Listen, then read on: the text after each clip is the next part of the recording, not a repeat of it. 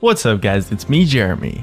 Playing off-meta champions can be one of the most fun ways to play League of Legends for a lot of people, and it can often work to your advantage too, since a lot of players are so used to playing against the meta that you'll have a serious surprise factor to your advantage. However, a lot of the time, the reason why a champion isn't meta is because, well, they just aren't that good, no matter how fun they might be to play. So here are a few non-meta champions that I think are stronger than a lot, if not most, of the current meta, at least for solo queue. To keep things consistent, we'll be using the statistic of a 3% play rate or less as the definition of what is a non-meta champion. Anything less than a 3% play rate is really small, and that's definitely the most consistent way to judge if a champion is off-meta or not. As well, I've teamed up with ProGuides.com for the editing on this video. If you're interested in more traditional guides, they have a free trial that gets you full access, so you can check them out and decide for yourself if you like it or not. As well, here's some of my favorite comments where I asked what champions you wish would be easier to play. Today's question is, what off-meta champion do you think is God tier? Anyways, let's get started. Our first champion on the list is Trundle Jungle. Trundle Jungle's play rate is just a tiny bit above 1%, however he's been a really nice product of a lot of indirect buffs as a result of the meta. He's a fantastic counterpick to a ridiculous amount of jungle champions. Due to his Q lowering attack damage, he does a great job fighting Devourer and Warrior junglers, and his ultimate is great versus anyone building Cinderhulk. He might struggle a little bit versus a Runic Echoes jungler, but his dueling power is still really solid, and he really works as sort of a bruiser jungler that brings a lot of counter mechanics that really give you some nice tools. With his crowd control and stat reduction, he also brings some nice healthy clears, great ganks, and surprisingly high damage. The next champion on the list is Vel'Koz Mid. His play rate sits at about 1.75% at the moment, but he's actually been pretty solid for quite a while now. He plays a lot like Lux does, with super high range damage, but also some nice crowd control that lets you burst people down by unloading your combo on them. Compared to Lux, he has a little bit better wave clear, but a little bit less survivability since he doesn't have the shield. And although he might seem like a poor pick versus assassins, most assassins actually have a very specific pattern of where they jump to with their gap closers. For example, versus a Zed, if they ult you, you can just use your E behind you, and you guarantee it landing, and then you can punish them by landing more abilities to follow it up, and if you struggle with that, you can always take exhaust anyways. His burst and poke brings a lot to teamfights, and with incredibly high range on quite a few abilities, he also has some nice pick potential too. Next on the list, we have Kayle Top. Her play rate sits at just a tiny bit above 2%, and she's been a great option ever since the Season 6 changes. The new Ginsu's is great on her, and she does great in the meta right now by bringing an incredibly powerful tool to completely shut down an assassin, which is of course her ultimate. Her laning phase is also ridiculously strong, especially in top lane where you play against a lot of low-range, kiteable bruisers and tanks, since she does kind of struggle a little bit versus poke mages.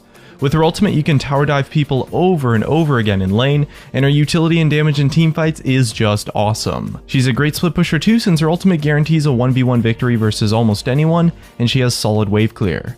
With her E, you can proc 3 stacks of the Fervor of Battle Keystone Mastery with 1 attack, since it counts as both an auto attack and a spell, so in lane the amount of sustained damage she can output right off the bat even from level 1 is pretty much just unmatched for a ranged champion. And since her passive shreds tank stats, she does great up in the top lane where champions can be easily kited by her utility. And at number 4 we have Zilean Support. He sits at a play rate of a little bit above 2%, and he's a benefactor of the meta quite similar to the way that Kayle is. His ultimate is an 80 carries wet dream in a teamfight versus anyone trying to kill them, but the real reason why Zilean shines is because of the utility and options that his E brings actually. When it's maxed out, it's a 99% targeted slow, or a speed boost that lasts for 2.5 seconds, and by the time you get to teamfights with Rewind, you can cast it twice in under 5 seconds. But it also works incredibly well with a lot of junglers and bruisers who are trying to run in. Your top laners like Darius and Aurelia make amazing use of the speed boost, as could your jungler like Volibear or Udyr. His new passive is a little bit weird, but it's actually quite useful in the mid game to give a meaningful amount of experience at a time, and although his Q is his only damaging ability, it actually has one of the highest base damage scalings of any non-ultimate ability in the entire game, giving up to 70 base damage per rank at one point. And although the stun might be a little bit difficult to land, you can combo it with the slow or other crowd control from your allies, and it's certainly not difficult to land single individual bombs in lane for some nice harass. And in lane, once you hit level 6, it's super easy to win fights since it's just so hard to outplay his ultimate in a prolonged skirmish, and that goes the same for 3v3 or 4v4 fights with the rest of your team that are oh so common down at the bot lane.